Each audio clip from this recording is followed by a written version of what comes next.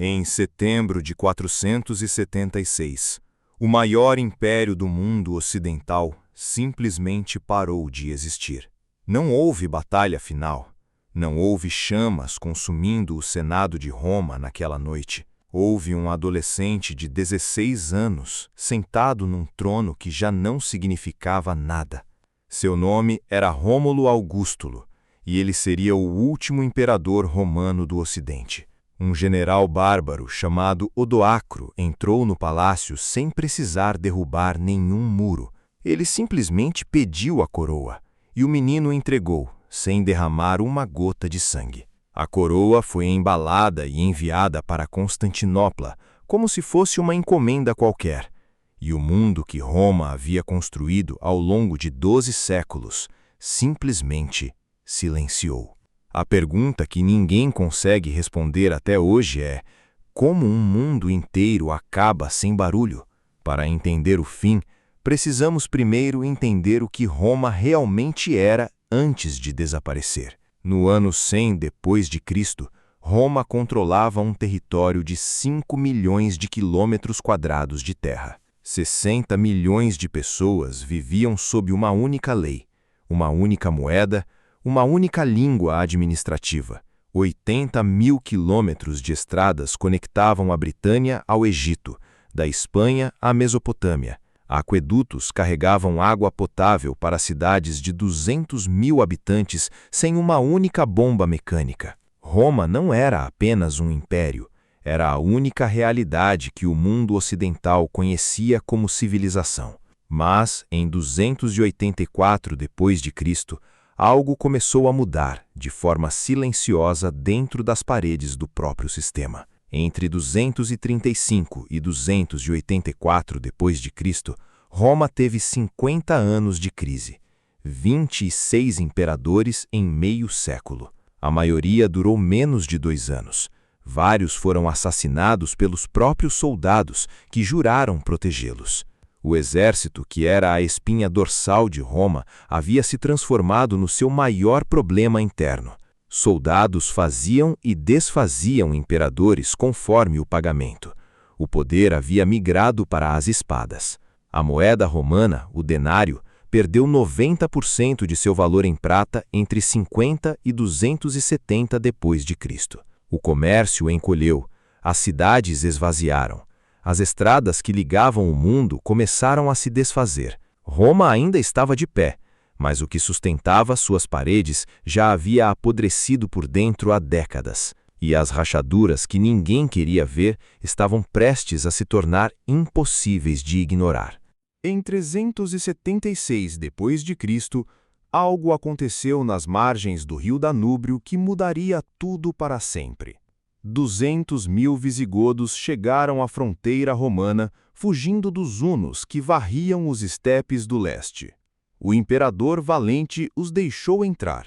Precisava de soldados e os visigodos precisavam de terra. Mas a terra prometida nunca veio. Os oficiais romanos cobravam ouro por comida podre e carne de cachorro. Em 378 d.C., na Batalha de Adrianópolis, os visigodos destruíram 2/3 do exército romano oriental. O próprio imperador Valente morreu no campo. Seu corpo nunca foi encontrado entre os milhares de cadáveres. Roma havia perdido batalhas antes, mas desta vez o inimigo estava dentro das fronteiras e ficou. Em 395 d.C., o imperador Teodósio morreu e dividiu o império entre seus 2 filhos adolescentes. Honório ficou com o Ocidente, Arcádio ficou com o Oriente. Nenhum dos dois tinha força para governar. O poder real passou para os generais bárbaros que serviam Roma, e sabiam exatamente disso. Em 410 d.C., Alarico e seus visigodos saquearam Roma pela primeira vez em 800 anos de história. O filósofo Jerônimo, em Belém, escreveu: "A cidade que conquistou o mundo foi ela própria conquistada." Mas Roma sobreviveu ao saque de 410. O problema era que ela sobreviveria cada vez mais enfraquecida. Entre 455 e 476 d.C., o Ocidente teve 9 imperadores diferentes, nenhum governou por mais de 4 anos. O título de imperador romano havia se tornado uma sentença de morte assinada pelos próprios generais. E em 475 d.C., um general chamado Orestes colocou seu próprio filho no trono, um menino de 15 anos. Odoacro nasceu por volta de 433 d.C., filho de Edeco, um oficial bárbaro a serviço de Átila, o Huno. Ele cresceu nas fronteiras do mundo romano e aprendeu a língua, as leis e as fraquezas do império. Aos 40 anos, Odoacro era comandante das tropas mercenárias bárbaras que defendiam o Ocidente. Em 476, seus soldados exigiram 1/3 das terras italianas como pagamento. O general Orestes recusou. Odoacro não discutiu, não negociou. Marchou com seu exército em direção a Ravenna, capital imperial. Orestes foi capturado em Piacenza no dia 28 de agosto de 476 e executado naquela mesma tarde. Não houve resistência organizada, não houve legião que marchasse para defender o filho do general morto. Roma havia perdido a capacidade de se defender, e todos dentro do sistema já sabiam disso havia anos. Odoacro entrou no Palácio de Ravenna no dia 4 de setembro de 476, sem precisar quebrar uma única porta. Rômulo Augustulo o esperava na sala do trono, um adolescente sozinho num palácio que já era uma casca. Odoacro poupou sua vida, talvez por piedade, talvez porque matar um menino fosse politicamente desnecessário. Rômulo foi exilado para Castellum Lucullanum, uma vila em Nápoles, com uma pensão de 6.000 solidi anuais. O último imperador do Ocidente viveu seus dias numa vila de luxo, esquecido, sem título, sem poder, sem Roma. E Odoacro fez algo que nenhum conquistador havia feito antes: não quis o título de imperador para si. Odoacro enviou a coroa imperial e as vestes reais para Constantinopla, junto de uma carta ao imperador Zenão. A carta dizia, em essência, o Ocidente não precisa mais de um imperador separado, um é suficiente para o mundo.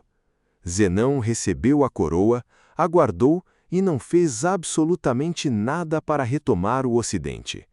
E assim, sem batalha, sem declaração formal, sem funeral de Estado, o Império Romano do Ocidente deixou de existir. Nenhum cronista romano registrou aquela data como um momento histórico, porque ninguém percebeu na hora. Para os que viviam em 476, aquilo era mais uma troca de poder. Havia tantas outras nos últimos 50 anos. O senador Cassiodoro, escrevendo décadas depois, foi um dos primeiros a entender o que havia realmente acontecido. Foi Edward Gibbon, em 1776, quem fixou 476 como a data oficial, 1.300 anos depois do evento. O fim de Roma foi reconhecido como fim apenas quando o mundo já havia esquecido como Roma era por dentro. E isso nos diz algo perturbador sobre como os grandes colapsos funcionam. Eles não chegam anunciados, eles chegam como mais um dia comum, até que alguém, muito depois, percebe que algo essencial desapareceu. As estradas de Roma continuaram sendo usadas, o latim continuou sendo falado, os aquedutos ainda corriam, mas a estrutura que mantinha tudo isso coeso, a lei, o exército, o Estado, havia deixado de existir. E sem essa estrutura, o que restou foi apenas o silêncio lento e frio da coisa que não existe mais. Nos 50 anos seguintes à queda, a população da cidade de Roma caiu de 800.000 para 100.000 habitantes. O Coliseu foi parcialmente desmontado, suas pedras usadas para construir igrejas e casas particulares. Os aquedutos foram cortados durante os conflitos e nunca reconstruídos. A água potável simplesmente parou. Sem água, sem comércio, sem lei centralizada, as cidades europeias encolheram para aglomerados de poucas centenas. A alfabetização despencou. O conhecimento que Roma havia acumulado começou a desaparecer com seus escribas. Técnicas de engenharia, medicina, agricultura intensiva, saberes inteiros foram perdidos por falta de transmissão. A Europa levaria aproximadamente 400 anos para começar a se reorganizar num nível comparável. Historiadores chamam esse período de Alta Idade Média, mas por séculos foi simplesmente chamado de escuridão. O que Roma perdeu não foram apenas territórios, foi a ideia de que existia um mundo organizado e compartilhado. Cada região voltou a existir sozinha, protegida por muros locais, governada por quem tivesse força suficiente. A palavra civilização perdeu o referente concreto que a sustentava e demorou séculos para ser reconstruída. Odoacro governou a Itália por 13 anos, até ser assassinado por Teodorico, rei dos ostrogodos, em 493. Rômulo Augustulo desapareceu da história depois de 476. Não se sabe quando, nem como, nem onde morreu. O último imperador de Roma saiu de cena tão silenciosamente quanto o próprio império que havia representado. A queda de Roma nos deixa uma pergunta que ainda hoje não tem resposta simples ou confortável. Como uma estrutura que durou 12 séculos pode desaparecer sem que ninguém perceba no momento exato? A resposta, talvez, seja que os grandes colapsos nunca são eventos, são processos invisíveis e lentos. Roma não caiu em 476. Roma foi se esvaziando por dentro durante 200 anos antes daquela noite de setembro.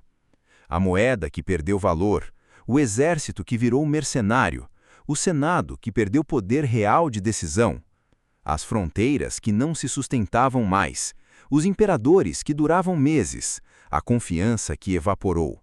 Cada um desses elementos, sozinho, parecia gerenciável. Juntos foram a dissolução de um mundo inteiro.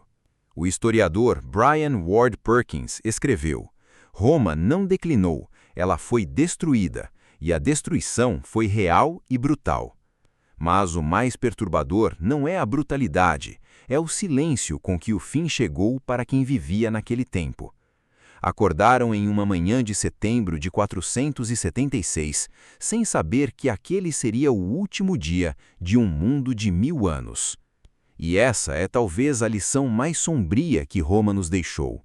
As eras não terminam com fanfarras ou explosões. Elas terminam num dia comum, enquanto alguém, em algum lugar, ainda acredita que tudo vai continuar igual. Se essa história te marcou, deixa o like e segue o canal. Cada vídeo é uma janela para o que o tempo tentou apagar. E compartilha com alguém que precisa saber que os maiores fins da história chegaram exatamente assim, em silêncio.